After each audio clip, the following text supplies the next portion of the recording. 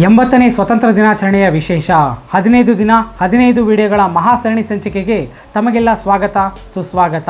ಇದು 6ನೇ ದಿನದ ವಿಡಿಯೋ. ಈ ಒಂದು ವಿಡಿಯೋದಲ್ಲಿ ನಾವು 1947ರ ಮುಂಚೆಯ ಭಾರತದ ಆ ಕರಾಳ ದಿನಗಳ ಬಗ್ಗೆ, ಆ ವೀರರ ಪ್ರಾಣತ್ಯಾಗ ಮತ್ತು ಬಲಿದಾನದ ಬಗ್ಗೆ ಕಣ್ಣಿಗೆ ಕಟ್ಟುವ ಹಾಗೆ ನೋಡೋಣ. ನೀವು ಶಿಕ್ಷಕ ಅಥವಾ ವಿದ್ಯಾರ್ಥಿಗಳಾಗಿದ್ದರೆ ಅಥವಾ ರಾಜಕೀಯ ವ್ಯಕ್ತಿಗಳು, ಸಮಾಜ ಸೇವಕರು ಆಗಿದ್ದರೆ ಈ ಒಂದು ವಿಡಿಯೋ ನಿಮಗೆ ಭಾಷಣ ಮಾಡಲು ಸೂಕ್ತವಾದ ಮಾಹಿತಿಯಾಗಿದೆ. ಇನ್ಯಾಕೆ ತಡ, ಬನ್ನಿ ವಿಡಿಯೋನ ಸ್ಟಾರ್ಟ್ ಮಾಡೋಣ. Hi friends, welcome back to Shri anchoring YouTube channel. ಬನ್ನಿ ವಿಡಿಯೋನ ಸ್ಟಾರ್ಟ್ ಮಾಡೋಣ.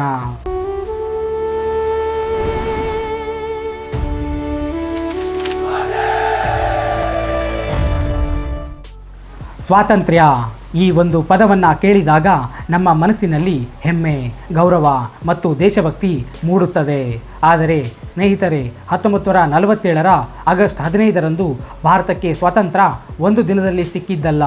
ಅದರ ಹಿಂದೆ ಸುಮಾರು 90 ವರ್ಷಗಳ ನಿರಂತರ ಹೋರಾಟ, ಲಕ್ಷಾಂತರ ಜನರ ತ್ಯಾಗ ಮತ್ತು ಸಾವಿರಾರು ವೀರರ ಬಲಿದಾನ ಅಡಗಿದೆ.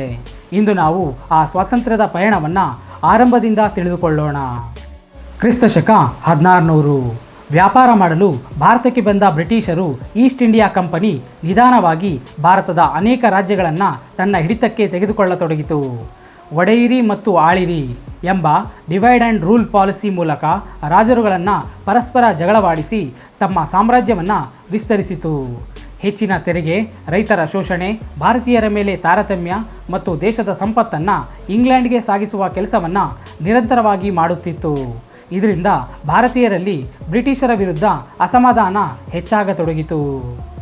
1857 ಈ ಅಸಮಾಧಾನ ಮೊದಲ ಬಾರಿಗೆ ದೊಡ್ಡ ಬಂಡಾಯವಾಗಿ ಸ್ಫೋಟಗೊಂಡಿತು. ಮಂಗಲ್ ಪಾಂಡೆ ಎಂಬ ಭಾರತೀಯ ಸೈನಿಕ ಬ್ರಿಟಿಷರ ವಿರುದ್ಧ ಶಸ್ತ್ರ ಹಿಡಿದು ಬಂಡಾಯಕ್ಕೆ ಎದ್ದನು. ಎನ್ಫೀಲ್ಡ್ ರೈಫಲ್ ಕಾಟ್ರೇಜ್ ಎಂಬ ಬಂದೂಕಿನ ಮೇಲೆ ಹಸು ಮತ್ತು ಹಂದಿಯ ಕೊಬ್ಬನ್ನು ಬಳಸಲಾಗಿದೆ ಎಂಬ ಸುದ್ದಿ ಹಿಂದೂ ಮತ್ತು ಮುಸ್ಲಿಂ ಸೈನಿಕರ ಧಾರ್ಮಿಕ ಭಾವನೆಗಳಿಗೆ ನೋವನ್ನು ಉಂಟು ಮಾಡಿತು. ಆದರೆ ಅದು ಕೇವಲ ಒಂದು ಕಾರಣ ಮಾತ್ರ. ವರ್ಷಗಳಿಂದ ನಡೆಯುತ್ತಿದ್ದ ಅನ್ಯಾಯದ ವಿರುದ್ಧ ಭಾರತೀಯರು ಎದ್ದು ನಿಲ್ಲಲು ಇದು ಒಂದು ಕಿಡಿಯಾಯಿತು. ಮೀರತ್ನಿಂದ ಆರಂಭವಾದ ಈ ಹೋರಾಟ ದೆಹಲಿ, ಕಾನ್ಪುರ, ಝಾನ್ಸಿ, ಲಕ್ನೋ ಸೇರಿದಂತೆ ದೇಶದ ಅನೇಕ ಭಾಗಗಳಿಗೆ ಹರಡಿತು. ಈ ಒಂದು ಹೋರಾಟದಲ್ಲಿ ಝಾನ್ಸಿ ರಾಣಿ ಲಕ್ಷ್ಮೀಬಾಯಿ, ತ್ಯಾತ್ಯಾ ಟೋಪಿ, ನಾನಾ ಸಾಹೇಬ್, ಕುಂವರ್ ಸಿಂಗ್ ಸೇರಿದಂತೆ ಅನೇಕ ನಾಯಕರು ಬ್ರಿಟಿಷರ ವಿರುದ್ಧ ವೀರಾವೇಶದಿಂದ ಹೋರಾಡಿದರು. ಕೊನೆಗೆ ಬ್ರಿಟಿಷರು ಈ ಹೋರಾಟವನ್ನು ಹತ್ತಿಕ್ಕಿದರು. ಭಾರತೀಯರ ಮನಸ್ಸಲ್ಲಿ ಸ್ವಾತಂತ್ರ್ಯದ ಬೀಜ ಬಿತ್ತಲ್ಪಟ್ಟಿತು. ಅದಕ್ಕಾಗಿ 1857ರ ಹೋರಾಟವನ್ನು ಭಾರತದ ಮೊದಲ ಸ್ವಾತಂತ್ರ್ಯ ಸಂಗ್ರಾಮ ಎಂದು ಕರೆಯಲಾಗುತ್ತದೆ. 1858 ನಂತರ ಭಾರತ ನೇರವಾಗಿ ಬ್ರಿಟಿಷ್ ಸರ್ಕಾರದ ಆಡಳಿತಕ್ಕೆ ಬಂತು. ಈಸ್ಟ್ ಇಂಡಿಯಾ ಕಂಪನಿ ಆಡಳಿತ ಅಂತ್ಯಗೊಂಡರೂ ಭಾರತೀಯರ ಸಮಸ್ಯೆಗಳು ಕಡಿಮೆಯಾಗಲಿಲ್ಲ. ರೈತರು ಬಡವರಾದರು, ಕೈಗಾರಿಕೆಗಳು ನಾಶವಾದವು, ನಿರುದ್ಯೋಗ ಹೆಚ್ಚಾಯಿತು ಮತ್ತು ಶಿಕ್ಷಣ ಪಡೆದ ಭಾರತೀಯರಿಗೂ ಉತ್ತಮ ಅವಕಾಶಗಳು ಸಿಗಲಿಲ್ಲ. ಆದರೆ ಇದೇ ಸಮಯದಲ್ಲಿ ದೇಶದ ವಿವಿಧ ಭಾಗಗಳಲ್ಲಿ ರಾಷ್ಟ್ರೀಯ ಚಿಂತನೆ ಬೆಳೆಯತೊಡಗಿತು. 1885 ಇಂಡಿಯನ್ ನ್ಯಾಷನಲ್ ಕಾಂಗ್ರೆಸ್ ಸ್ಥಾಪನೆಯಾಯಿತು. ಆರಂಭದಲ್ಲಿ ಈ ಸಂಸ್ಥೆ ಬ್ರಿಟಿಷ್ ಸರ್ಕಾರಕ್ಕೆ ಮನವಿ ಸಲ್ಲಿಸುವುದು, ಭಾರತೀಯರ ಹಕ್ಕುಗಳಿಗಾಗಿ ಧ್ವನಿ ಎತ್ತುವುದು ಮತ್ತು ರಾಜಕೀಯ ಜಾಗೃತಿ ಮೂಡಿಸುವ ಕೆಲಸಗಳನ್ನು ಮಾಡುತ್ತಿತ್ತು. ದಾದಾಬಾಯಿ ನವರೋಜಿ, ಗೋಪಾಲಕೃಷ್ಣ ಗೋಖಲೆ, ಸುರೇಂದ್ರನಾಥ್ ಬ್ಯಾನರ್ಜಿ ಮೊದಲಾದ ನಾಯಕರು ಭಾರತದ ಆರ್ಥಿಕ ಶೋಷಣೆಯನ್ನು ಜಗತ್ತಿಗೆ ತಿಳಿಸಿದರು. ವಿಶೇಷವಾಗಿ ದಾದಾಬಾಯಿ ನವರೋಜಿ ಹೇಳಿದ ಡ್ರೈನ್ ಥಿಯರಿ ಬ್ರಿಟಿಷರು ಭಾರತದ ಸಂಪತ್ತನ್ನು ಹೇಗೆ ದೋಚುತ್ತಿದ್ದಾರೆ ಎಂಬುದನ್ನು ಸ್ಪಷ್ಟವಾಗಿ ತೋರಿಸಿತು. ಆದರೆ ಯುವ ನಾಯಕರು ಕೇವಲ ಮನವಿ ಮಾಡಿದರೆ ಸ್ವಾತಂತ್ರ್ಯ ಸಿಗುವುದಿಲ್ಲ ಎಂದು ಭಾವಿಸಿದರು. ಬಾಲಗಂಗಾಧರ್ ತಿಲಕ್ ಅವರು ಸ್ವರಾಜ್ಯ ನನ್ನ ಜನ್ಮಸಿದ್ಧ ಹಕ್ಕು, ಅದನ್ನು ನಾನು ಪಡೆಯುತ್ತೇನೆ ಎಂಬ ಘೋಷಣೆಯನ್ನು ಘೋಷಿಸಿದರು. ಈ ಒಂದು ಘೋಷಣೆ ದೇಶಾದ್ಯಂತ ಹೊಸ ಚೈತನ್ಯವನ್ನು ಮೂಡಿಸಿತು. ಲಾಲಾ ಲಜಪತ್ ರಾಯ್ ಮತ್ತು ಬಿಪಿನ್ ಚಂದ್ರಪಾಲ್ ಅವರೊಂದಿಗೆ ಸೇರಿ ಜನರಲ್ಲಿ ಸ್ವಾತಂತ್ರ್ಯದ ಕಿಚ್ಚನ್ನು ಹಚ್ಚಿದರು. ಜನರು ಬ್ರಿಟಿಷ್ ವಸ್ತುಗಳನ್ನು ಬಹಿಷ್ಕರಿಸಲು ಮತ್ತು ಸ್ವದೇಶಿ ವಸ್ತುಗಳನ್ನು ಬಳಸಲು ಆರಂಭಿಸಿದರು. ಈ ರೀತಿಯಾಗಿ 1857ರಿಂದ 1905ರವರೆಗಿನ ಅವಧಿಯಲ್ಲಿ ಭಾರತದ ಸ್ವಾತಂತ್ರ್ಯದ ಅಡಿಪಾಯ ನಿರ್ಮಾಣವಾಯಿತು. ಮೊದಲಿಗೆ ಸೈನಿಕರ ಬಂಡಾಯದಿಂದ ಆರಂಭವಾದ ಹೋರಾಟ ನಂತರ ಜನಾಂದೋಲನವಾಗಿ ಬೆಳೆಯತೊಡಗಿತು. ದೇಶದ ಮೂಲೆ ಮೂಲೆಗಳಿಂದ ಒಂದು ಪ್ರಶ್ನೆ ಕೇಳಿಸತೊಡಗಿತು. ನಮ್ಮ ದೇಶವನ್ನು ನಾವು ಯಾವಾಗ ಸ್ವತಂತ್ರಗೊಳಿಸುತ್ತೇವೆ? ಇದೇ ಪ್ರಶ್ನೆ ಮುಂದಿನ ವರ್ಷಗಳಲ್ಲಿ ಲಕ್ಷಾಂತರ ಭಾರತೀಯರನ್ನು ಒಂದೇ ಗುರಿಯತ್ತ ಕರೆದುಕೊಂಡು ಹೋಗಿತು. ಆದರೆ ಬ್ರಿಟಿಷರು ಕೂಡ ಸುಮ್ಮನೆ ಕುಳಿತಿರಲಿಲ್ಲ. ಭಾರತೀಯರ ಏಕತೆಯನ್ನು ಒಡೆಯಲು ಅವರು ಹೊಸ ತಂತ್ರಗಳನ್ನು ರೂಪಿಸಲು ಆರಂಭಿಸಿದರು. ಇದೇ ಮುಂದಿನ ಹಂತದಲ್ಲಿ ಸ್ವಾತಂತ್ರ್ಯ ಹೋರಾಟವನ್ನು ಇನ್ನಷ್ಟು ತೀವ್ರಗೊಳಿಸಿತು. 1905ರಲ್ಲಿ ನಡೆದ ಒಂದು ನಿರ್ಧಾರ ಇಡೀ ಭಾರತವನ್ನೇ ಕುದಿಯುವಂತೆ ಮಾಡಿತು. ಅದು ಯಾವ ನಿರ್ಧಾರ? ಹೇಗೆ ಇಡೀ ದೇಶದಲ್ಲಿ ಒಂದೇ ಮಾತರಂ ಎಂಬ ಘೋಷಣೆ ಮೊಳಗಿತು? ಅದರ ನಂತರ ಕ್ರಾಂತಿಕಾರಿಗಳು ಹೇಗೆ ಬ್ರಿಟಿಷರ ನಿದ್ದೆ ಕೆಡಿಸಿದರು? ಅದನ್ನು ಮುಂದೆ ತಿಳಿಯೋಣ. 1905ನೇ ವರ್ಷದಲ್ಲಿ ಭಾರತದ ಸ್ವಾತಂತ್ರ್ಯ ಹೋರಾಟದಲ್ಲಿ ಒಂದು ದೊಡ್ಡ ತಿರುವು ನೀಡಿತು. ಬ್ರಿಟಿಷರ ವೈಸ್ರಾಯ್ ಲಾರ್ಡ್ ಕರ್ಜನ್ ಬಂಗಾಳವನ್ನು 2 ಭಾಗಗಳಾಗಿ ವಿಭಜಿಸುವ ನಿರ್ಧಾರವನ್ನು ಕೈಗೊಂಡರು. ಮೇಲ್ನೋಟಕ್ಕೆ ಇದು ಆಡಳಿತ ಸುಲಭವಾಗಲು ಎಂದು ಹೇಳಿದರು. ನಿಜವಾದ ಉದ್ದೇಶ ಹಿಂದೂ ಮತ್ತು ಮುಸ್ಲಿಂ ಅವರನ್ನು ವಿಭಜಿಸಿ ಭಾರತೀಯರ ಏಕತೆಯನ್ನು ದುರ್ಬಲಗೊಳಿಸುವುದು ಆಗಿತ್ತು. ಆದರೆ ಬ್ರಿಟಿಷರು ಊಹಿಸದ ರೀತಿಯಲ್ಲಿ ಇಡೀ ಭಾರತವೇ ಒಂದಾಗಿ ಎದ್ದು ನಿಂತಿತು. ಒಂದೇ ಮಾತರಂ ಎಂಬ ಘೋಷಣೆ ದೇಶಾದ್ಯಂತ ಮೊಳಗಿತು. ಜನರು ಬ್ರಿಟಿಷ್ ಬಟ್ಟೆಗಳನ್ನು ಸಾರ್ವಜನಿಕವಾಗಿ ಸುಟ್ಟರು. ಸ್ವದೇಶಿ ಮೂವ್ಮೆಂಟನ್ನು ಆರಂಭಿಸಿದರು. ದೇಶದಲ್ಲಿ ತಯಾರಾದ ವಸ್ತುಗಳನ್ನು ಬಳಸುವ ಅಭಿಯಾನ ವೇಗ ಪಡೆದುಕೊಂಡಿತು.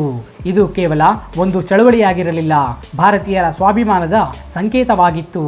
ಇದೇ ಸಮಯದಲ್ಲಿ ಬಾಲಗಂಗಾಧರ್ ತಿಲಕ್, ಲಾಲಾ ಲಜಪತ್ ರಾಯ್, ಬಿಪಿನ್ ಚಂದ್ರಪಾಲ್ ಜನರಲ್ಲಿ ರಾಷ್ಟ್ರಭಕ್ತಿಯನ್ನು ಹೆಚ್ಚಿಸಿದರು. ಮತ್ತೊಂದೆಡೆ ಖುದಿರಾಮ್ ಬೋಸ್, ಪ್ರಫುಲ್ಲ ಜಾಕಿ, ಮದನ್ ಲಾಲ್ ಧಿಂಗ್ರಾ ಮುಂತಾದ ಯುವ ಕ್ರಾಂತಿಕಾರಿಗಳು ಬ್ರಿಟಿಷರ ವಿರುದ್ಧ ಸಶಸ್ತ್ರ ಹೋರಾಟ ಆರಂಭಿಸಿದರು. ದೇಶಕ್ಕಾಗಿ ಪ್ರಾಣತ್ಯಾಗ ಮಾಡಲು ಸಾವಿರಾರು ಯುವಕರು ಮುಂದೆ ಬಂದರು. ಬ್ರಿಟಿಷರಿಗೆ ಈಗ ಭಾರತವನ್ನು ತಡೆಯುವುದು ದಿನದಿಂದ ದಿನಕ್ಕೆ ಕಷ್ಟವಾಗತೊಡಗಿತು. 1915 ದಕ್ಷಿಣ ಆಫ್ರಿಕಾದಿಂದ ಮಹಾತ್ಮ ಗಾಂಧೀಜಿ ಭಾರತಕ್ಕೆ ಮರಳಿದರು. ಅವರು ಅಹಿಂಸೆ ಮತ್ತು ಸತ್ಯಾಗ್ರಹದ ಮಾರ್ಗವನ್ನು ಜನರಿಗೆ ಪರಿಚಯಿಸಿದರು ಮತ್ತು ಅಹಮದಾಬಾದ್ ಸತ್ಯಾಗ್ರಹಗಳ ಮೂಲಕ ಸಾಮಾನ್ಯ ರೈತರು ಮತ್ತು ಕಾರ್ಮಿಕರ ಸಮಸ್ಯೆಗಳನ್ನು ಪರಿಹರಿಸುವಲ್ಲಿ ಯಶಸ್ವಿಯಾದರು.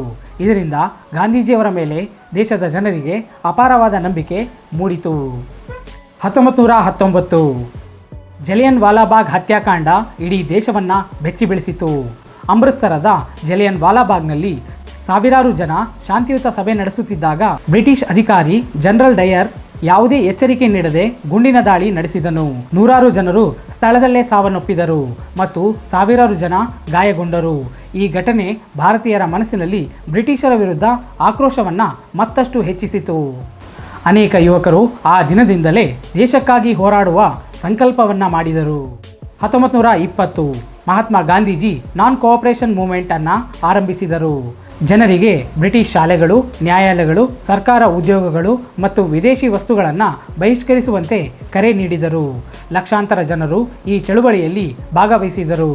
ವಿದ್ಯಾರ್ಥಿಗಳು ಸರ್ಕಾರ ಶಾಲೆಗಳನ್ನು ತೊರೆದರು. ವಕೀಲರು ತಮ್ಮ ವೃತ್ತಿಯನ್ನು ಬಿಟ್ಟರು ಮತ್ತು ಸಾಮಾನ್ಯ ಜನರು ವಿದೇಶಿ ಬಟ್ಟೆಗಳ ಬದಲಿಗೆ ಖಾದಿ ಧರಿಸಲು ಆರಂಭಿಸಿದರು.